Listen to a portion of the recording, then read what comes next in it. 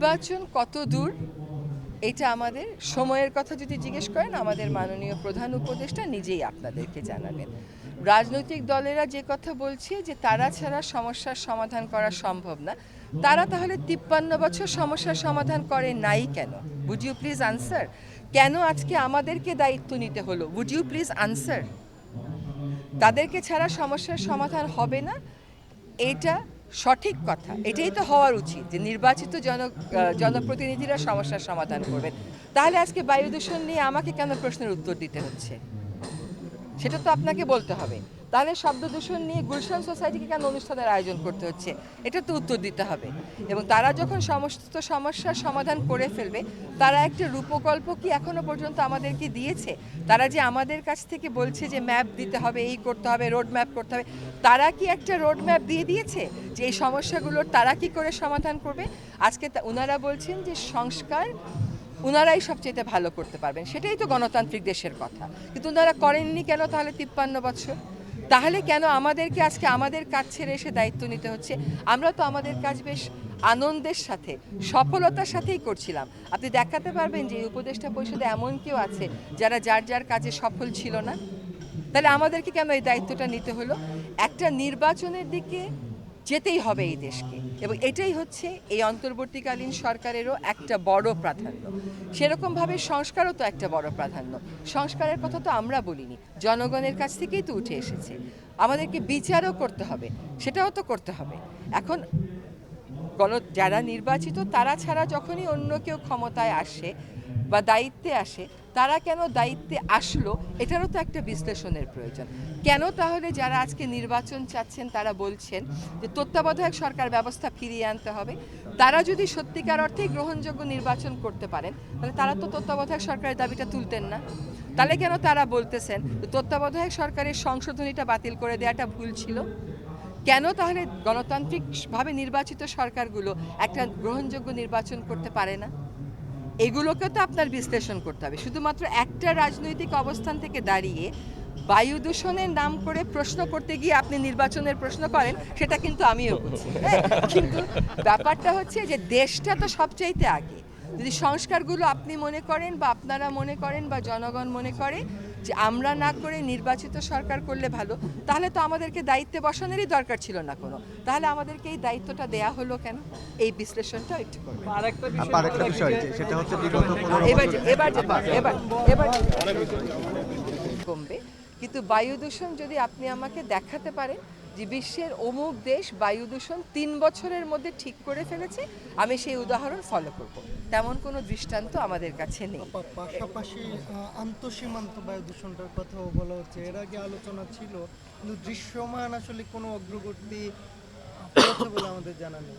দৃশ্যমান অগ্রগতি করতে হলে কি করতে হবে বলেন? কারণ এই বায়ু দূষণে তো খালি যে আমি ভুগছি তা না, আপনিও ভুগছেন। দৃশ্যমান অগ্রগতি পাশের দেশের সাথে আমাদের নদীর জল ভাগাভাগি নিয়েও হয়। হ্যাঁ, এখন বিশ্ব ব্যাংক একটা উদ্যোগ নিয়েছে যে বাংলাদেশ, নেপাল এবং ভারতের সাথে একসাথে সবাইকে আলোচনার টেবিলে বসিয়ে বায়ু দূষণ কমানোর বিষয়ে কোনো আলোচনা করা যায় কিনা। কিন্তু আমরা দেশগুলো যদি আমাদের ডেভেলপমেন্ট অপশনগুলো নিয়ে নতুনভাবে চিন্তা না করি, যদি আমরা কয়লাভিত্তিক বিদ্যুৎ প্রকল্পের দিকেই থাকি, তাহলে আলোচনা করে খুব বেশি আমরা আসলে আগাতে পারবো না। কিন্তু রিজনাল একটা ইনিশিয়েটিভ নেওয়া সম্ভব, এটা বিশ্বব্যাংক একটা উদ্যোগ নিচ্ছে। আপা 35% ট্রান্সবাউন্ডারি এয়ার পলিউশনের কথা বললেন, যেটা ভারত সহ পার্শ্ববর্তী দেশ নেপাল থেকে হয়। তো ভারতের সাথে এখন আমাদের যে সম্পর্ক, সেক্ষেত্রে কি এই বিষয়ে কোনো কাজ করার সুযোগ আছে? ভারতের সাথে আমাদের সম্পর্কটা তো একদম নন ফাংশনাল মোটেও নয়। যদি নন ফাংশনাল হতো তাহলে ভারতের পররাষ্ট্র সচিব তো বাংলাদেশে আসতেন না। ভারতের পররাষ্ট্র সচিব বাংলাদেশে এসে আমাদের মাননীয় প্রধান উপদেষ্টার সাথে দেখা করে গেছেন, এবং তারপরে আপনারা দেখছেন যে একটা রাজনৈতিক কারণকে কেন্দ্র করে আমাদের সম্পর্কের মধ্যে যে একটা মেঘ এসেছিল, আমাদের উভয়ের স্বার্থেই এই মেঘকে সরাতে হবে। এবং সেই প্রক্রিয়াটা শুরু হয়েছে। এখন সব কিছুরই যদি আমি তাড়াতাড়ি সমাধান চাই, আপনি যদি বায়ু দূষণের কারণে এখন আমাকে কাঠগড়ায় দাঁড় করিয়ে দেন, এটা কতটা উচিত হবে জানি না, তবে আমাকে দায়িত্ব নিতে হবে।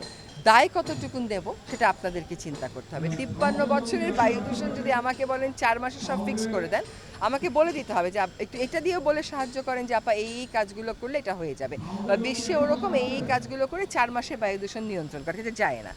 সেরকমভাবেই রাজনৈতিক কারণ যখন অনেক গাড়িয়ে যায় তখন ইট টেক্স টাইম, একটু সময় লাগে। কিন্তু ভারতের সাথে আমরাও বারবার বলেছি যে আমরা সম্পর্ক উন্নয়ন করতে চাই, ভারতও বলেছে যে তারা সম্পর্ক উন্নয়ন করতে চায়, এবং বাংলাদেশের একটা গণ অভ্যুত্থান এটাকে অস্বীকার করে এই পারস্পরিক সম্পর্ক এগিয়ে নেওয়ার কোনো সুযোগ নেই। এখন গণ অভ্যুত্থানের বিষয়টা যখন তারা বিবেচনায় নিয়েছে এবং স্বীকার করছে, এবং তারা এটাও বলছে যে অনেক রাজনৈতিক বক্তব্য তারা আগের মতন করে আর মানছে না, আমি মনে করি যে সম্পর্ক উন্নয়নের একটা ক্ষেত্র তৈরি হয়েছে।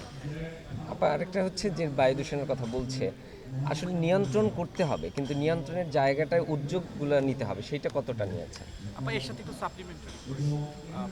গেল সরকার আওয়ামী লীগ সরকার পতনের পরে আমরা যদি আইন শৃঙ্খলা পরিস্থিতির কথা বলি, রাস্তায় সড়কের প্রতি কথা বলি, সড়ক পরিবহন উপদেষ্টা বলেছিলেন যে ফিটনেস যে বাসগুলো বিশেষ করে ঢাকাতে চলতে পারবে, একটা সময়সীমা মেনে দেওয়া হচ্ছে।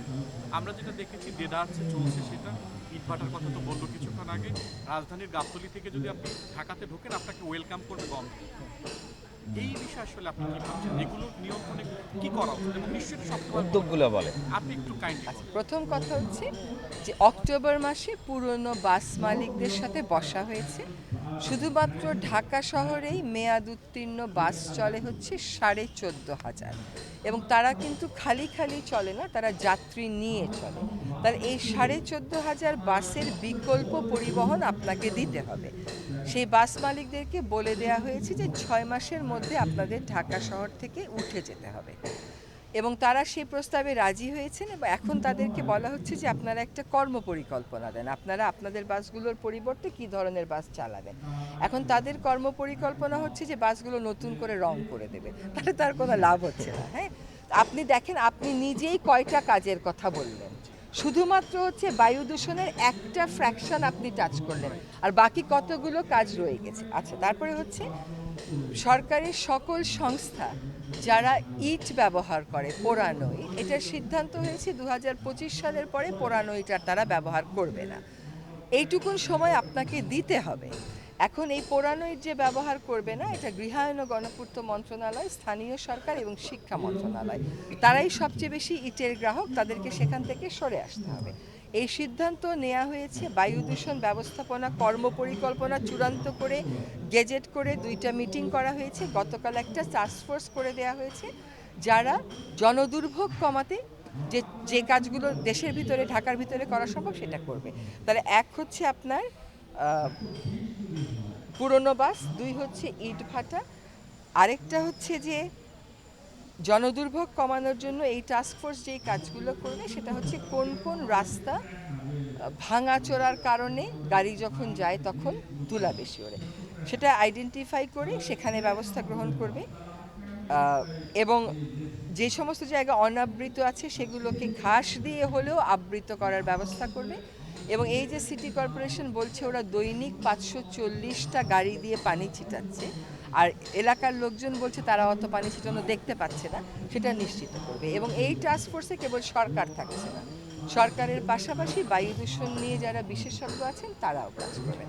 এবং আমাকে বারবার বলছি যে আপনাদের কাছেও যদি কোনো পরামর্শ থাকে যে এইটা এইভাবে করলে একটা কুইক ফিক্স হয়ে যাবে, আমাকে জানাবেন। আমি আবারও বলছি, বায়ু দূষণ এবং নদী দূষণ নিয়ে আমার হাতে কোনো কুইক ফিক্স নেই।